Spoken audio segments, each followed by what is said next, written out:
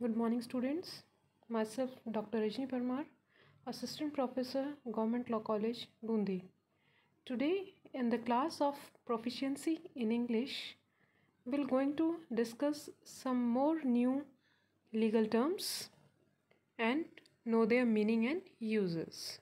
So, we'll start with the first term, that is compliance. To act in accordance with the desire. Desire है, desire का अर्थ होता है कि चाही गई चीज़, है ना, कि जो चाहा गया, डिज़ायर, तो जो भी चाहा गया है उसके अनुसार, इन अकॉर्डेंस, उसके अनुसार अगर उसका अनुपालन किया गया है तो वो कंप्लाइंस कहलाता है।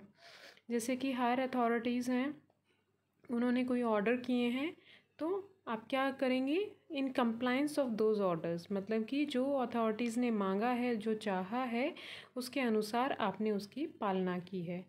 ये वर्ड अपने लीगल इसमें इस्तेमाल होता है जहाँ पे आप कोर्ट ऑर्डर्स की बात करते हैं, तो whether the orders, judicial orders are been complied और नॉट, कंप्लाइंस हुआ है कि नहीं हुआ है, मतलब जो कोर्ट ने चाहा है, जो डिज़ायर्ड है, उसको फॉलोअप किया है या नहीं किया है, उसको जो है उसके अनुसार कार्य किया गया है या नहीं किया गया है, मतलब अनुपालना हुई है कि नहीं हुई है कोर्ट के ऑर्डर्स की, तो उसको कंप्लाइंस कहते हैं। Next is concise. कंसाइज का अर्थ होता है ब्रीफ, मतलब कि संक्षिप्त में कोई चीज़ जो है बताना, वो कंसाइज होता है कि आपने बहुत कम शब्दों में उसको आपने एक्सप्लेन कर दिया, ब्रीफ कर दिया। Next is consideration. Anything regarded as equivalent. Consideration word आपका यूज़ होता है कॉन्ट्रैक्ट में, ऑफ़र होता है, फिर जो है एक्सेप्टेंस होता है, और उसके बाद कंसिडरेशन होता है।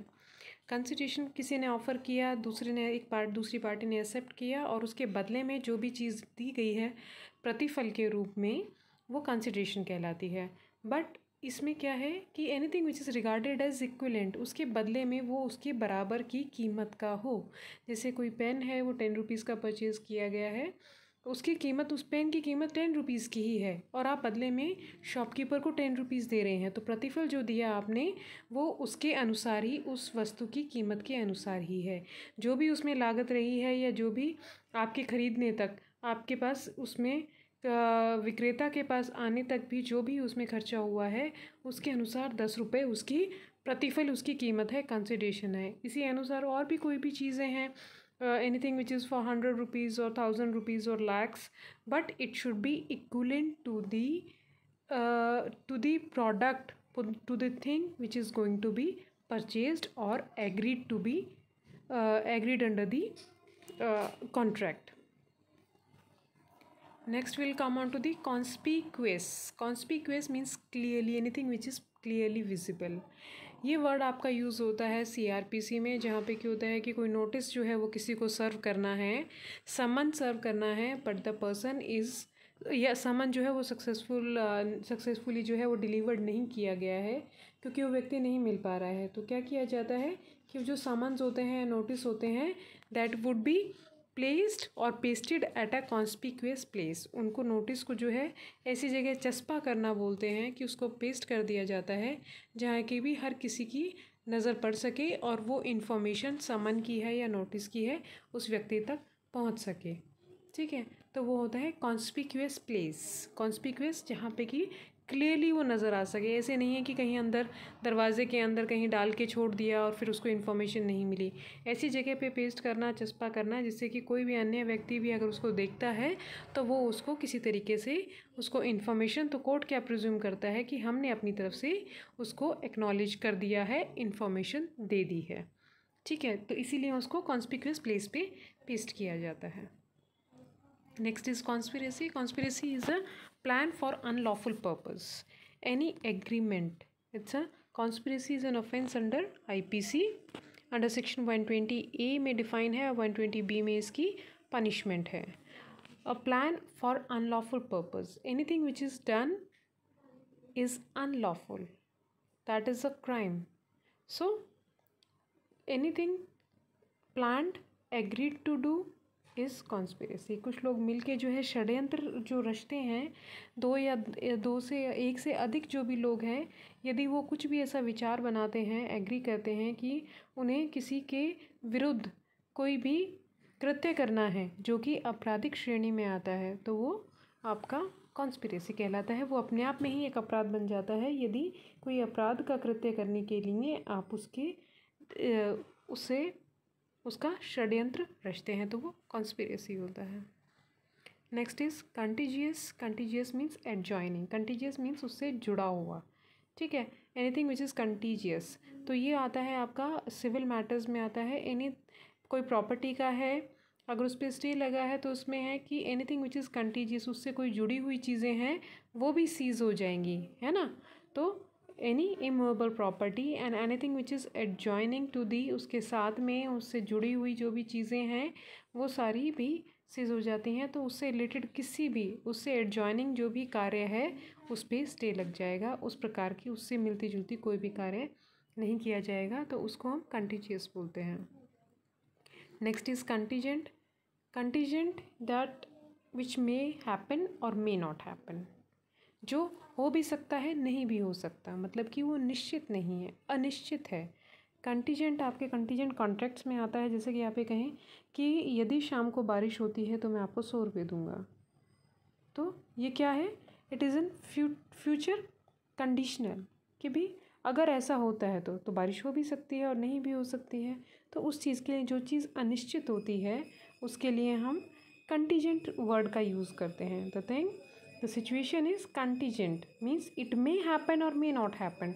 तो any contract which is in contingent conditions that are, जैसे कि वेजरिंग होता है ना, बेटिंग होती हैं, तो ये जो है ये कंटीजेंट कॉन्ट्रैक्ट्स में आते हैं। But all contingent contracts are not been considered as an valid contract. वो वैलिड नहीं माने जाते हैं, वॉइड हो जाते हैं। वो कुछ सिचुएशंस में वो वॉइड हो जाते हैं कि ऐसा हो भी नहीं सकता है कि यदि आप उसकी बेटी से शादी करेंगे तो आपको इतना पैसा दिया जाएगा। दीज आर कंटीजेंट, कि अगर शादी होती है तो दिया जाएगा, या फिर उसके पिता की मृत्यु हो जाती है तो ही उसके भाई को जो है वो संपत्ति मिलेगी। तो द थिंग इज़ कि आप फ्यूचर में ऐसे कॉन्ट्रैक्ट कर रहे हैं जो कि अनसर्टेन है, ठीक है। तो कंटीजेंसी क्या होती है, contingency is anything which is uncertain in future. Consolidate, consolidate होता है कंबाइन, टू कंबाइन, कुल मिला के। कंसोलिडेट फंड होते हैं, कंसोलिडेट फाइन होता है, तो कुल मिला के सारी चीज़ें जो होती हैं। कंसोलिडेट वर्ड आपका प्रोसीजर में यूज़ होता है, आपकी जो है सिविल और क्रिमिनल प्रोसीजर दोनों में, कि कुल मिला के। या फिर हम विधि के लिए भी कई बार कहते हैं कि कुछ सेक्शंस को मिला के, कंसोलिडेटेड, कि कुछ प्रोविजंस को मिला के, कुछ धाराओं को मिला के इस धारा का ये निष्कर्ष निकलता है, तो दैट इज़ कंसोलिडेटेड, कि कुल मिला के उनको कंबाइन करके ये निष्कर्ष निकलता है, तो उसको हम कंसोलिडेट कहते हैं। कोई चीज़ों को जोड़ के हम अगर कोई निष्कर्ष निकालते हैं तो उसको कंसोलिडेट कहते हैं। Next is consequence. कॉन्सिक्वेंस जैसे हमने कहा रिजल्ट, अल्टीमेटली क्या हुआ, what are the consequences, ultimately क्या होगा उसका, है ना, उसके उपरांत उसका क्या निष्कर्ष रहेगा। रिजल्ट, कॉन्सिक्वेंस, उसके अल्टीमेटली उसका क्या रिजल्ट रहता है, तो वो कॉन्सिक्वेंसेस में आता है कि आपने कोई कार्य किया उसके क्या कॉन्सिक्वेंसेस होंगे। अगर कोई डिसीजन लिया गया है तो क्या कॉन्सिक्वेंसेस होंगे, कोई विधि बनाई गई है, कोई लॉ बनाया गया है तो उसके क्या कॉन्सिक्वेंसेस होंगे, मतलब कि अगर उसको इम्प्लीमेंट किया जाता है, एप्लीकेबल किया जाता है तो उसके क्या रिजल्ट्स रहेंगे। So there we use consequence. Contraband, contraband is prohibited by law. Anything which is prohibited by law is called contraband, कि विधि ने उसको जो है पूर्ण रूप से उसको निषेध कर दिया है, तो उस विधि के लिए हम कहेंगे contraband. Contrary to law, violating to the provisions of law, anything which is violated, वो विधि के बिल्कुल विरुद्ध है तो वो क्या कहलाएगा, that is contrary to law, वो विधि के विरुद्ध है, वो मान्य ही नहीं है किसी भी सिचुएशन में, तो उसको हम उस कृत्य को कहते हैं contrary to law। कोई विधि है, कोई भी सिचुएशन है, कोई भी कार्य है, अगर वो विधि अनुसार नहीं है, मतलब कि उसने विधि की अवहेलना की है, तो उसको हम कंट्रेरी टू लॉ बोलते हैं। कंट्रोवर्सी एंड डिस्प्यूट, कंट्रोवर्शियल है, किसी के बीच में, दो मतों के बीच में मतलब दो मत हैं किसी चीज़ के, डिस्प्यूट है, तो वो क्या होता है, कंट्रोवर्सी है, मतलब कि एक मत नहीं हो पाते हैं किसी चीज़ के लिए, तो उस चीज़ को हम कहते हैं कंट्रोवर्सी। कोई भी, जैसे आप कहते हैं कोई भी लैंड है वो कंट्रोवर्शियल है, कि वो डिस्प्यूटेड है, कि अभी उसमें एक मत नहीं बन पा रहा है, तो वहाँ पे जहाँ पे दो मत होते हैं एक चीज़ के, तो उसको कंट्रोवर्सी कहते हैं। Convention, any temporary treaty. Convention जो होती हैं आपकी वो इंटरनेशनल लॉ में आती हैं, जिसमें कि टेम्प्रेरी ट्रीटीज़ होती हैं। आपको पता है कि आपका जो है ये इंटरनेशनल जो लॉ होता है, आप अंतर्राष्ट्रीय विधि पढ़ेंगे, तो इसके लिए कोई एक्ट, कोई नियम, कोई विधि नहीं बनी हुई है जो कि सख्ती से जो जिसका कि इस्तेमाल हो सके। तो ये क्या है कि they had a weak sanction. इसको जो है कमज़ोर विधि कहा जाता है, क्योंकि इसमें कुछ टेम्प्रेरी ट्रीटीज़ होती हैं। कुछ ट्रीटी होता है, क्या होता है, प्रकार का एग्रीमेंट होता है कि म्यूचुअली दो कंट्रीज से सेटल करती हैं कि हमें मिलके ये कार्य करना है, या हमें ये करना है, ये नहीं करना है। ठीक है, जैसे डिसआर्मामेंट होता है कि भाई उन्होंने आर्म्स को यूज़ नहीं करना है, या उन्हें युद्ध की प्रैक्टिस करनी है। तो ये सारी चीज़ें जो होती हैं, these are called the temporary treaties, और उनको हम एक कॉमन वर्ड क्या देते हैं, कन्वेंशंस। उनको कन्वेंशंस बोलते हैं, इंटरनेशनल कन्वेंशंस हैं। आप देखेंगे बहुत सारी कन्वेंशंस, ह्यूमन राइट्स से रिलेटेड कन्वेंशंस हैं आपकी, और वीमेंस के राइट्स है, डोमेस्टिक वायलेंस से। तो ये पहले कन्वेंशंस बनती हैं इंटरनेशनल लेवल पे, because it could not be strictly applied to a particular nation. ठीक है, ये सिर्फ एक गाइडलाइंस होती हैं एक तरीके से, और जो ट्रीटी को साइन करते हैं वो केवल उनसे बाइंड रहते हैं, उनसे बाउंड होते हैं। बाकी तो उन पर कोई कंट्री उसको जो नॉन मेंबर है वो माने या ना माने, तो that's why it's called a weak law. Conviction, finding of guilt.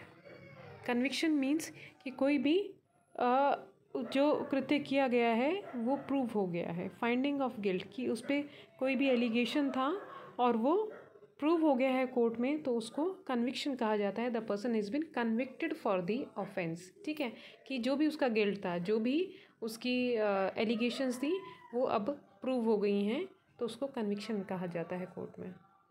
Contribution, an act of contributing, कि आपने कोई सहयोग, अभियोग किया है, कि आपने किसी चीज़ में, जैसे कि आपका मॉनेटरी कंट्रीब्यूशन, आप देखते हैं कि भी आप कंट्रीब्यूशन करके कोई इवेंट ऑर्गेनाइज करते हैं, है ना, मॉनेटरी कंट्रीब्यूशन, या आपने अपना किसी तरीके से कोई सहयोग दिया है, आपने जो है आपने कोई किसी के लिए कोई कार्य करके दिया है, या आपने जो है फाइनेंशियली उनकी हेल्प की है, तो that is called a contribution, कि आप उसको कंट्रीब्यूट करते हैं, उसमें अपने कोई विचार देते हैं, कोई कार्य करते हैं, कोई सहयोग देते हैं, that is called a contribution. So thank you so much for today. We'll meet in the next class with some new legal terms. Thank you.